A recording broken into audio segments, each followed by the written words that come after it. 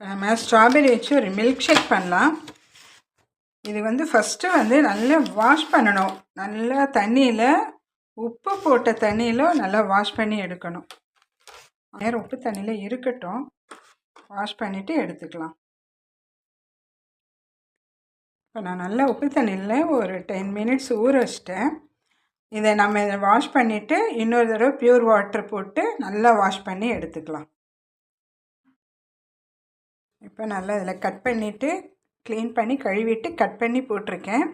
இதோட வந்து ஒரு டம்ளர் பால் ஊற்றிக்கலாம். அதோட 2 ஸ்பூன் சுகர் எடுத்திருக்கேன், ஒயிட் சுகர் போட்டுக்கலாம். கொஞ்சம் ஐஸ்கிரீம் போட்டுக்கிறேன். நல்லா கொஞ்சம் ஐஸ்கிரீம் போட்டுட்டு அப்படியே மில்க் ஷேக் பண்ணிடலாம். அதோட ஐஸ்கிரீம் போட்டுக்கலாம். கொஞ்சம் ஐஸ்கிரீம் போட்டுட்டு நல்லா சேர்த்து அரைச்சிட்டு வந்துடலாம். இப்போ நம்ம வந்து மில்க் ஷேக் ரெடி ஆயிடுச்சு. இதில் வந்து நம்ம கொஞ்சம் கட் பண்ணி வச்சுருக்கிற நட்ஸு அதெல்லாம் கொஞ்சம் போட்டுட்டு அப்படியே சர்வ் பண்ணிடலாம். Okay, milk shake ready, strawberry milk shake ready. உங்களுக்கு இந்த வீடியோ பிடிச்சிருந்தால் லைக் பண்ணுங்கள், ஷேர் பண்ணுங்கள், கமெண்ட் பண்ணுங்கள், மறக்காமல் சப்ஸ்கிரைப் பண்ணுங்கள். இன்னொரு வீடியோவில் பார்க்கலாம்.